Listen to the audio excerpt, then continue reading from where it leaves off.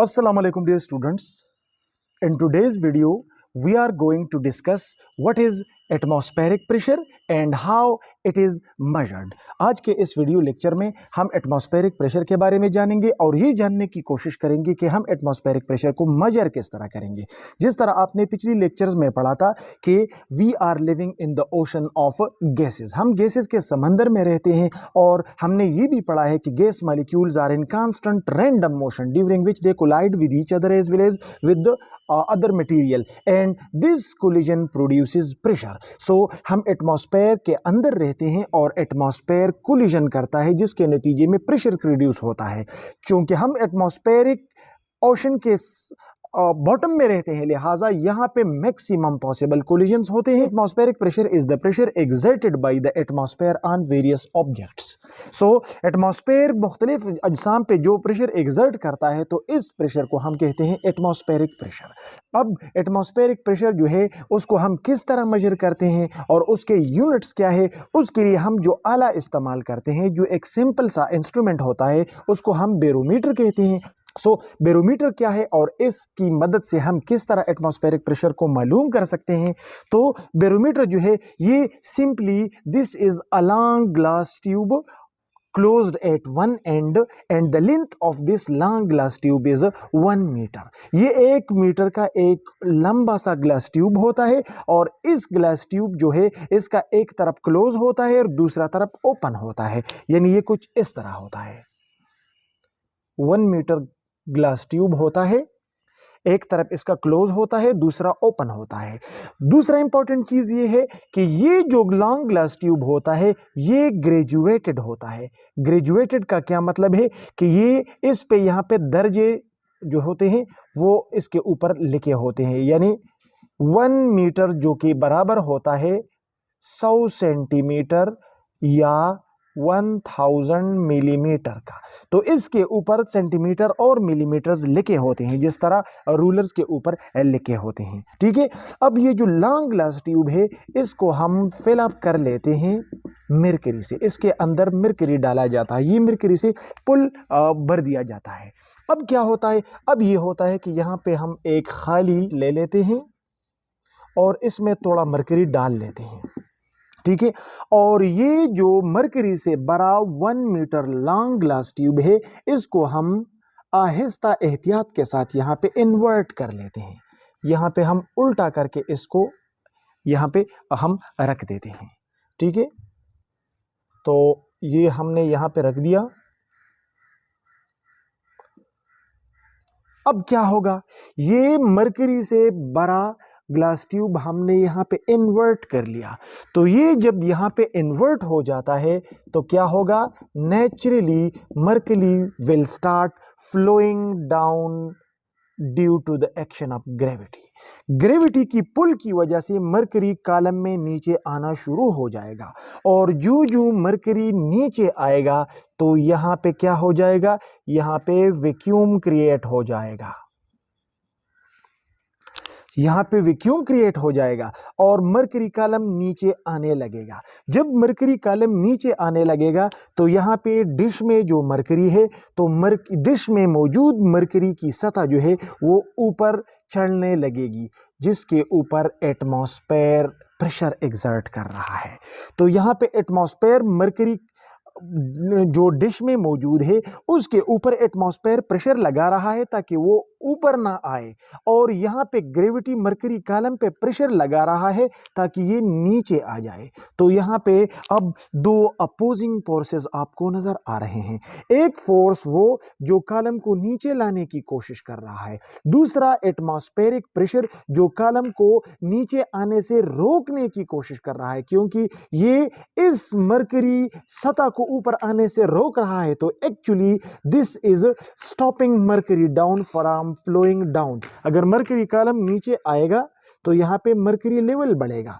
जब ये दोनों अपोजिंग फोर्सेस एक दूसरे के बराबर हो जाते हैं तो यहाँ पे mercury column will stop flowing down और यहाँ जो मरकरी कॉलम की हाइट होती है उस हाइट के बराबर हम जो प्रेशर लेते हैं उसको हम एटमॉस्फेरिक प्रेशर कहते हैं। याद रखें, यहाँ पे जो हम कॉलम लेते हैं, मरकरी कॉलम जो लेते हैं, उसका एरिया जो होता है 1 सेंटीमीटर स्क्वायर होता है। यानी ये एरिया जो है वो कितना होता है, 1 सेंटीमीटर स्क्वायर होता है। ठीक है।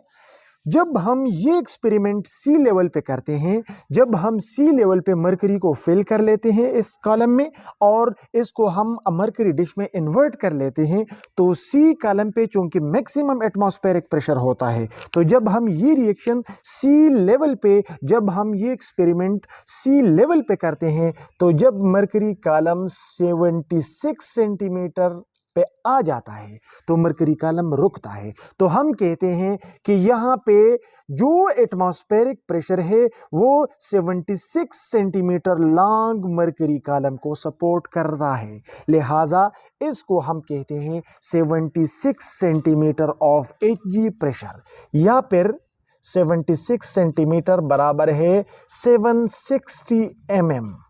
तो हम कहते हैं कि यहाँ पे जो प्रेशर है वो 76 सेंटीमीटर या 760 मिलीमीटर ऑफ Hg के कॉलम को सपोर्ट करते हैं, लिहाजा एटमॉस्फेरिक प्रेशर यहाँ पे कितना है, यहाँ पे 76 सेंटीमीटर प्रेशर है या फिर 760 मिलीमीटर प्रेशर है। और इस प्रेशर को हम क्या कहते हैं, इस प्रेशर को हम कहते हैं 1 एटमॉस्फेयर, और हम इसको लेते हैं स्टैंडर्ड एटमॉस्फेरिक प्रेशर। अब हम स्टैंडर्ड एटमॉस्फेरिक प्रेशर को यहाँ पे डिफाइन कर लेते हैं ताकि आपके माइंड में ये चीज़ क्लियर हो जाए। सो स्टैंडर्ड एटमॉस्फेरिक प्रेशर को अब हम इस तरह डिफाइन करते हैं कि 1 एटमॉस्फेरिक प्रेशर, यानी स्टैंडर्ड एटमॉस्फेरिक प्रेशर वो प्रेशर होता है जो एटमॉस्फेयर सी लेवल पे एग्जर्ट करता है, और इसको हम एटमॉस्फेयर यूनिट में रिप्रेजेंट करते हैं। 1 एटमॉस्फेरिक प्रेशर जिसको हम 1 atm भी कहते हैं। अब ये किस चीज के बराबर होता है, 1 atmospheric pressure is the pressure exerted by the atmosphere on 76 centimeter or 760 millimeter of Hg column having an area of 1 centimeter square at 0 degree centigrade. यानी वो प्रेशर जो 76 सेंटीमीटर या 760 मिलीमीटर मरकरी कॉलम को, जिसका एरिया 1 सेंटीमीटर स्क्वायर हो, उसको support करने के लिए एटमॉस्फेयर जितना प्रेशर एग्जर्ट करता है 0 डिग्री सेंटीग्रेड पे, उसी प्रेशर का नाम है स्टैंडर्ड एटमॉस्फेरिक प्रेशर, जिसको हम 1 एटमॉस्फेरिक प्रेशर यानी 1 atm रिप्रेजेंट करते हैं सी लेवल पे। इसको हम इस तरह भी डिफाइन करते हैं कि the force exerted by 76 centimeter or 760 millimeter long column of mercury having an area of 1 centimeter square at 0 degree centigrade. यानी वो फोर्स जो 76 सेंटीमीटर या 760 मिलीमीटर ऑफ Hg जो है 1 सेंटीमीटर स्क्वायर एरिया पे एग्जर्ट करता है 0 डिग्री सेंटीग्रेड पे, तो इस प्रेशर को हम कहते हैं 1 एटमॉस्फेरिक प्रेशर, और इसको हम स्टैंडर्ड लेते हैं। लिहाजा यहाँ पे अब हम लिख सकते हैं कि 1 atm जो कि स्टैंडर्ड एटमॉस्फेरिक प्रेशर का यूनिट है, ये किस चीज के बराबर है, ये बराबर है 76 सेंटीमीटर ऑफ Hg का, या फिर ये बराबर है 760 मिलीमीटर ऑफ Hg का। यानी हम एटमॉस्फेरिक प्रेशर को एटीएम में भी रिप्रेजेंट कर सकते हैं, सेंटीमीटर ऑफ Hg में भी रिप्रेजेंट कर सकते हैं, मिलीमीटर ऑफ Hg में भी रिप्रेजेंट कर सकते हैं। ठीक है। अब 1 मिलीमीटर ऑफ Hg जो है, 1 mm ऑफ Hg जो है, इसको हम 1 टॉर भी कहते हैं। Torr is another unit of atmospheric pressure. Torr is after an Italian scientist Torricelli. So 1 mm of Hg 1 torr के बराबर है, so 760 mm of Hg is equal to 760 torr. So हम एटमॉस्फेरिक प्रेशर को ATM में भी represent कर सकते हैं, सीएम ऑफ Hg में भी रिप्रेजेंट कर सकते हैं, mm ऑफ Hg में भी रिप्रेजेंट कर सकते हैं, और टार में भी रिप्रेजेंट कर सकते हैं। अब सी लेवल पे 76 सेंटीमीटर या 760 mm ऑफ Hg या 1 एटमॉस्फेयर प्रेशर होता है। अगर हम ऊपर जाते हैं, अल्टीट्यूड की तरफ जाते हैं, हम हाइट पे जाते हैं, तो एयर कॉलम थिन होता जाता है, क्योंकि हमने पिछले लेक्चर में पढ़ा था कि जो हम हाइट पे जाते हैं तो हम गैसेस के समंदर के बॉटम से ऊपर निकलने की कोशिश करते हैं, तो हमारे ऊपर गैस प्रेशर जो है वो कम होता जाता है, लिहाजा मरकरी कॉलम नीचे आएगा। जब मरकरी नीचे कॉलम नीचे आएगा तो एटमॉस्फेरिक प्रेशर डिक्रीज होगा, यानी 76 सेंटीमीटर से अगर नीचे आ जाता है तो ये 70 सेंटीमीटर हो जाएगा, तो प्रेशर डिक्रीज हो जाएगा। अगर ये 60 होता है तो प्रेशर मजीद डिक्रीज हो जाएगा। लिहाजा अगर एयर प्रेशर एटमॉस्फेरिक प्रेशर कम होता है तो मरकरी कॉलम विल फॉल, और जब मरकरी कॉलम फॉल करेगा तो एटमॉस्फेरिक प्रेशर डिक्रीज होता जाएगा।